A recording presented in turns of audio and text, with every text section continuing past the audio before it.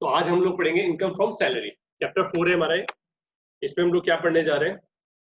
सबसे पहले हम लोग देख लेते हैं कि आखिर देखो, हम लोग को सेक्शंस याद नहीं करने। ये मैं इसलिए बता रहा हूँ, जैसे हमें याद होता है ना, पहले पहले पॉइंट में ये सीखा था, सेकंड पॉइंट में ये सीखा था, थर्ड पॉइंट में ये सीखा था, तो एकदम चीजें याद हो जाती है। उस नजरिए से मैं आपको पढ़ा रहा हूँ, अदरवाइज इसमें कोई आपको सेक्शंस याद नहीं करने, आपको किसी को सेक्शन बताना ही नहीं है, ठीक है ना। अगर आप सेक्शन याद कर लेते हो तो अच्छी बात है, लेकिन अगर नहीं भी याद कर पाते हो तो कोई दिक्कत नहीं है।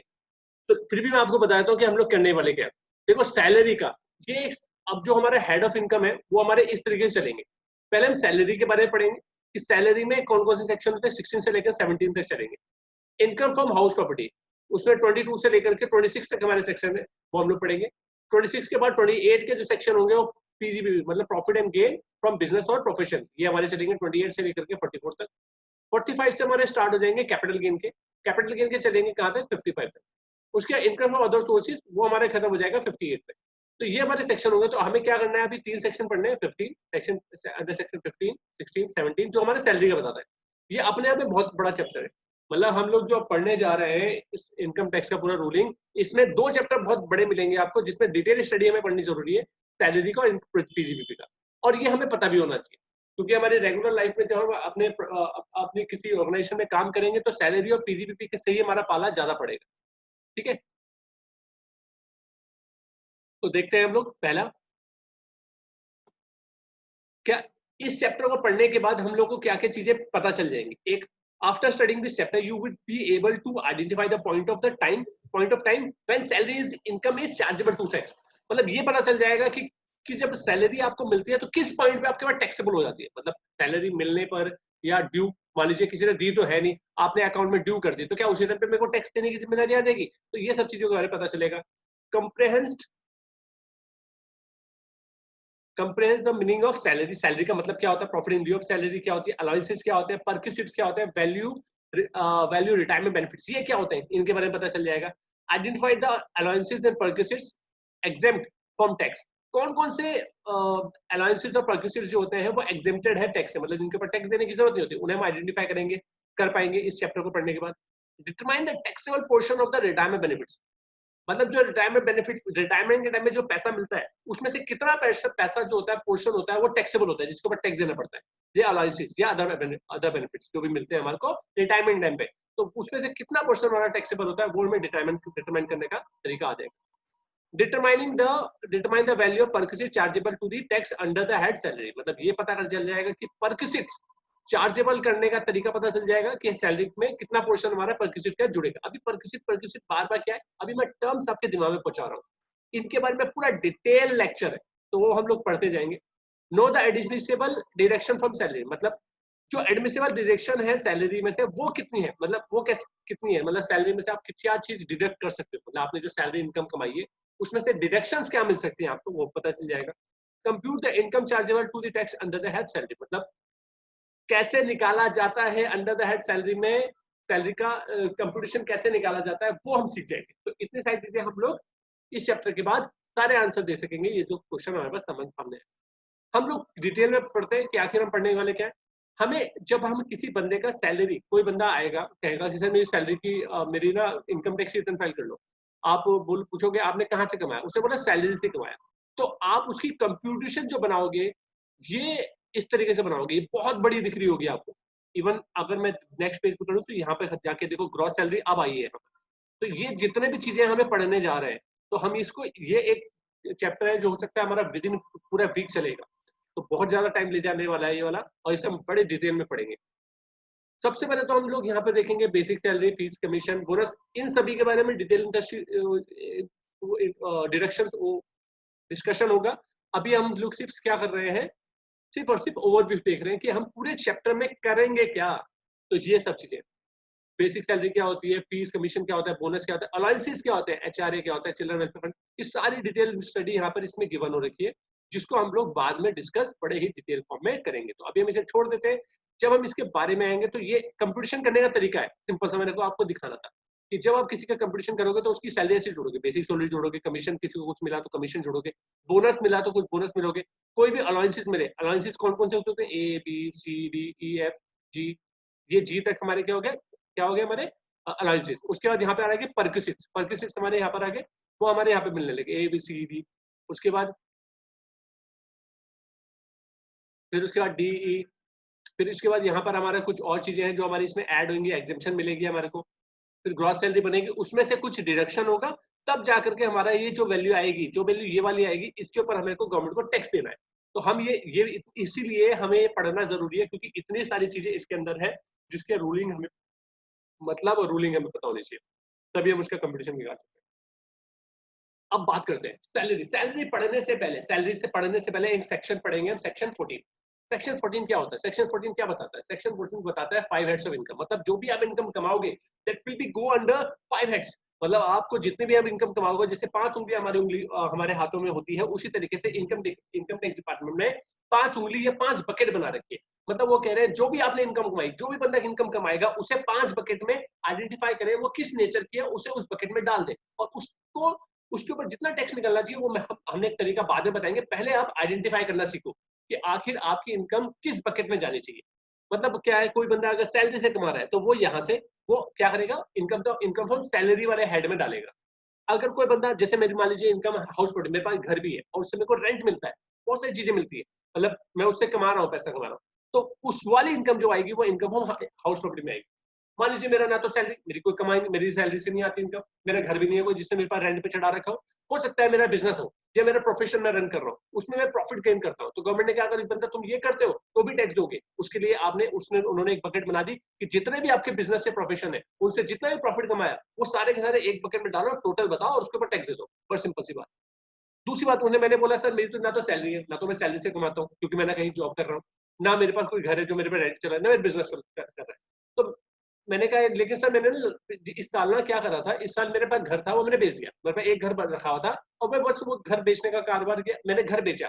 तो घर बेचा तो भी भैया, या बिल्डिंग अपनी ऑफिस होता है वो बेच दिया मैंने, तो बेच दिया तो उसमें प्रॉफिट भी तो कमाया होगा, तो गवर्नमेंट के लिए उस पर भी टैक्स दो। तो वो हो गया कैपिटल गेन। अगर आपने कोई कैपिटल गेन करा, आपने कोई घर बेचा, आपने कोई ज्वेलरी बेची, आपने कुछ भी चीज बेची ऐसी जो कैपिटल की पार्ट है, उसमें जो प्रॉफिट कमाया उसके ऊपर वो जो आपने प्रॉफिट कमाया या इनकम कमाई है, वो आप किस बकेट में डालो, वो इनकम फ्रॉम कैपिटल गेन में डालो। कोई दिक्कत तो नहीं? No sir.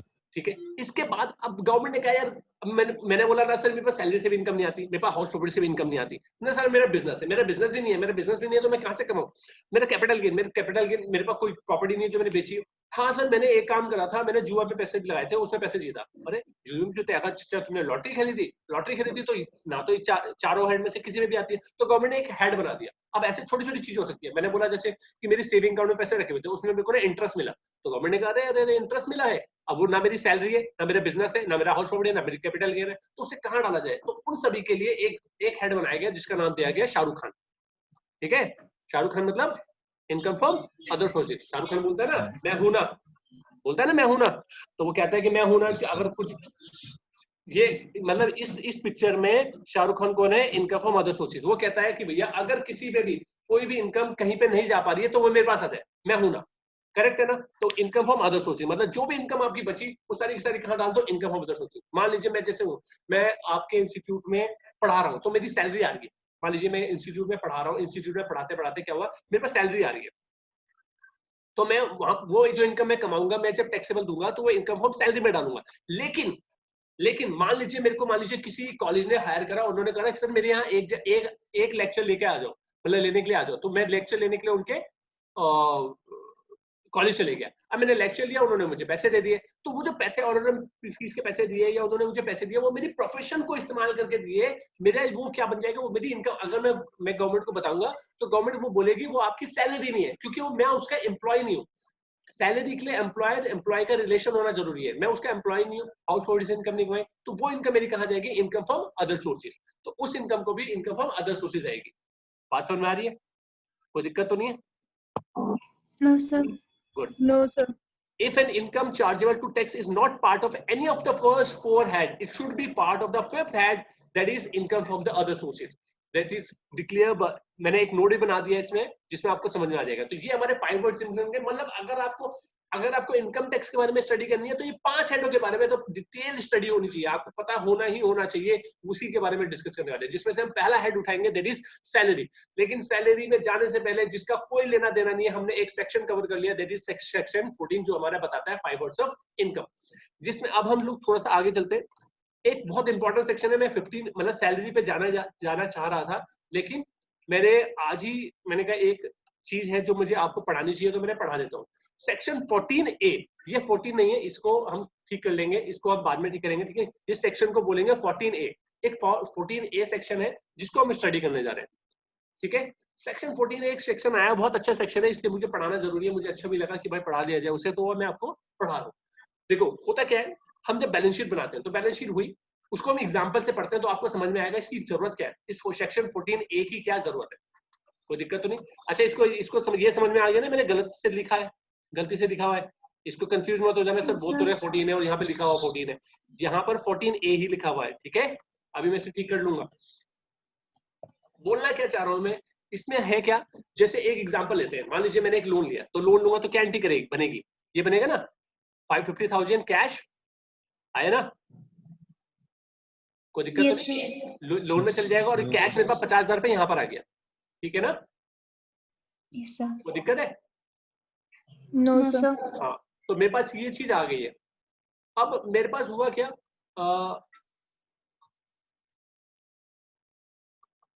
अब हुआ क्या, जैसे ये मेरे पास कैश आ गया, तो कैश आने के बाद अब मैंने क्या करा, मेरे पास कैश आ गया तो मैंने कहा कैश अपने पास रख के क्या करूंगा, मैंने इस कैश को खर्च कर दिया, मतलब इस कैश को मैंने क्या करा यहाँ पर, मैंने इसे खत्म करा, मैंने इसे खर्च करा, और खर्च करके मैंने क्या कर लिया उससे मैंने एक तो ये खरीदा, ठीक है ना, एक तो 5% की सिक्योरिटीज खरीद ली, सिक्योरिटीज टैक्स फ्री, मतलब मैंने वो पैसे को 30,000 रुपए की, तो मैंने क्या करा 10% की सिक्योरिटी खरीद ली। सिक्योरिटी का मतलब समझ में आता है ना, सिक्योरिटी गार्ड खरीद लिया, समझ में आ गया, यहाँ पे सिक्योरिटी गार्ड की बात कर रहा हूँ ना मैं, है हेलो, किसकी बात कर रहा हूँ यहाँ पे मैं बात कर रहा हूँ शेयर्स एंड डिबेंचर्स की, ठीक है। सिक्योरिटीज का मतलब यहाँ पर सिक्योरिटी सभी को पता है ना किसे बोलते हैं, तो शेयर्स एंड डिबेंचर्स में मैंने पैसा इन्वेस्ट करा, तो 10,000 रुपए की ऐसी सिक्योरिटीज खरीद ली जो टैक्स फ्री है, जिसपे टैक्स नहीं लगता, जिसकी इनकम पे टैक्स नहीं लगता, तो मैंने वो सिक्योरिटी खरीद ली।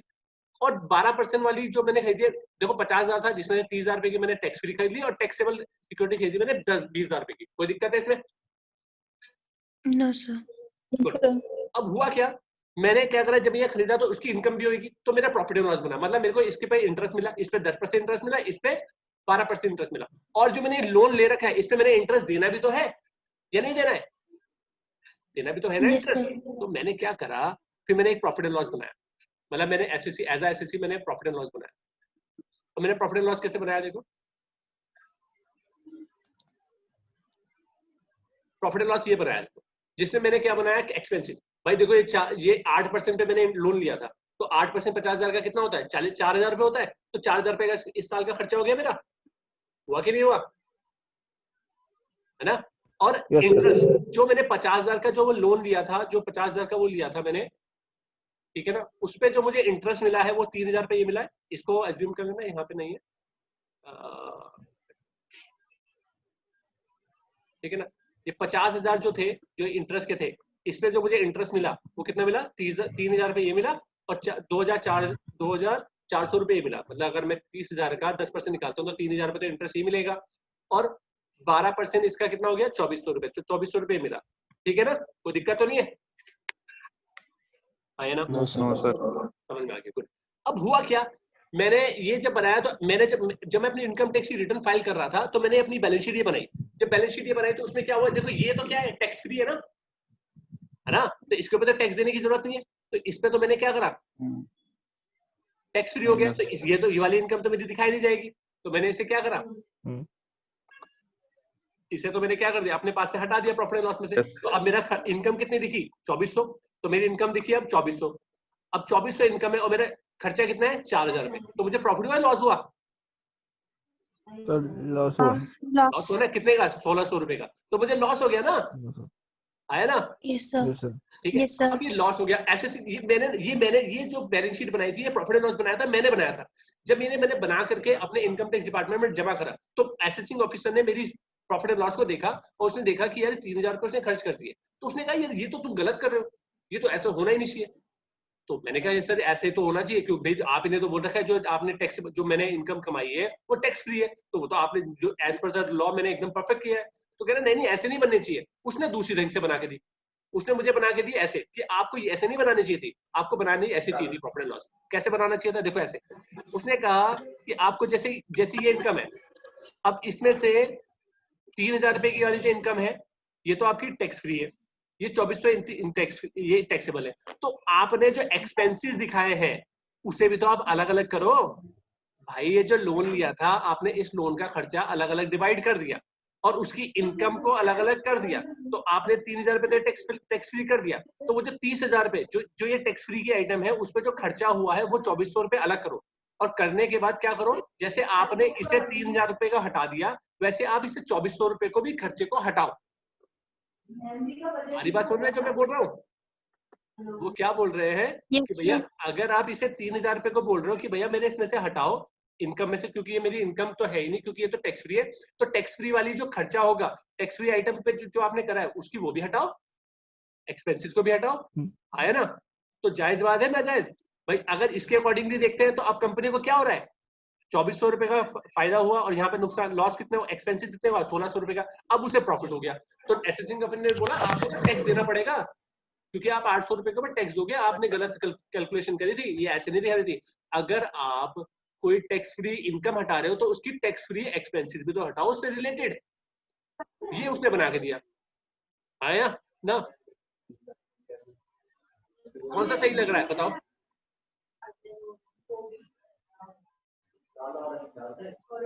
हेलो,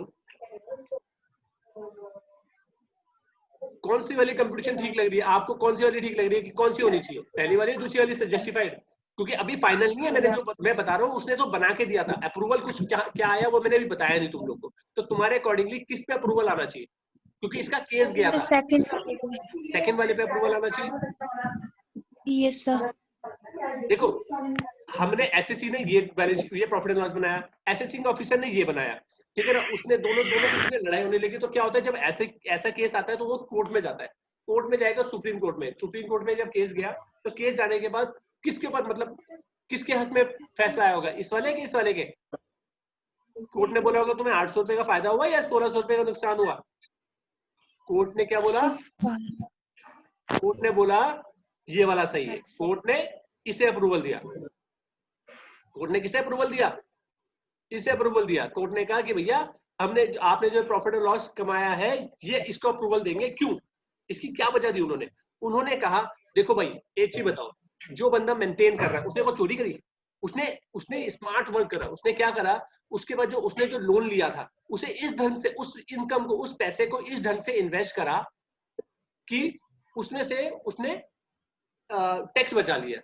और कुछ ऐसा नहीं है कि अलग अलग लोन तो लिया इस बुक में और उसकी एंट्री किसी और बुक में दिखा रहा है। उसने दो बातें बोली। कोर्ट ने ये बोला कि एक तो बंदा वो जो एसेसिंग ऑफिसर है वही पूरा मैनेज कर रहा है इस बिजनेस को। दूसरी चीज, उसने सिंगल बुक ऑफ अकाउंट बना रखा है। सिंगल बुक ऑफ अकाउंट मतलब उसने अलग अलग अकाउंट नहीं बना रहा है, उसने एक ही अकाउंट पे सब चीज दी। तो इस हक में क्या आया, निर्णय आया कि भैया आपको यही ठीक लगेगा। तो सुप्रीम कोर्ट ने ये डिसीजन दे दिया और सुप्रीम कोर्ट ने डिसीजन देने के बाद ये फाइनल हो गया। क्लियर है? जब ये फाइनल हो गया ना, उस फाइनल होने के बाद पता है क्या हुआ? उस फाइनल होने के बाद अब गवर्नमेंट को लगा यार ये तो हमने डिसीजन तो दे दिया लेकिन हमारी रेवेन्यू तो मारी गई, भाई ये गलत तो लग रहा है हमारे को, हम तो सच खुश हो नहीं रहे। तो अब इसको ओवररूल कैसे किया जाए, क्योंकि ये तो सुप्रीम कोर्ट ने केस दे दिया। तो सुप्रीम कोर्ट ने जब केस दे दिया तो उन्होंने एक सेक्शन लाया, उन्होंने एक अप्रूवल लेने के लिए पार्लियामेंट में एक सेक्शन लाया गया, सेक्शन 14A लाया गया, जिस सेक्शन में ये बोला गया कि भाई उस, देखो अगर इसे ओवररूल करना है तो पार्लियामेंट में नोटिफिकेशन देना पड़ेगा। तो उन्होंने एक नोटिफिकेशन, एक रूल और एक सेक्शन लाया गया। इनकम टैक्स की बुक में एक सेक्शन ला दिया गया, दैट इज 14A। उसमें ये बोला गया है कि जो भी इनकम आप कमाओगे अगर वो टैक्स फ्री है तो उससे रिलेटेड जो खर्चा होगा वो भी आपको हटाना पड़ेगा। अगर वो टैक्स फ्री में है तो उससे रिलेटेड खर्चा भी आपको हटाना ही पड़ेगा। ये आपका सेक्शन 14A बोलता है। समझ में आई बात मेरी? Yes sir. किसी को कोई कंफ्यूजन है तो बताओ, फिर रिकॉल करेंगे कि जो भी आप इनकम कमाओगे अगर वो टैक्स फ्री है तो उससे रिलेटेड खर्चा भी आपको अपनी बुक से हटाना ही पड़ेगा। ठीक है? आगे बढ़े? Hello, yes sir. समझ में आ गया ना सभी को? चलो नेक्स्ट बढ़ते हैं फिर आगे।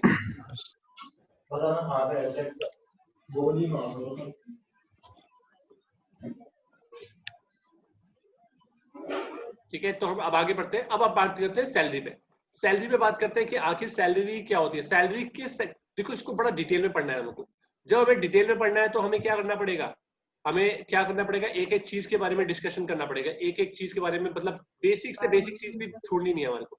तो उसके लिए क्या करा गया है, तो मैं आपको पहले क्या पढ़ाऊंगा, सैलरी कैसे पता चलेगा कि ये सैलरी है भी कि नहीं है, मतलब मुझे ये पता चले कि ये सैलरी है कि नहीं है। ठीक है, तो ये कैसे पता चलेगा ये सैलरी है कि नहीं है। ठीक है, हेलो, चलो एक काम करते हैं, यस क्योंकि हम लोग इसे कंप्लीट नहीं कर पाएंगे, इसको हम करेंगे कल। ठीक है, Okay, sir.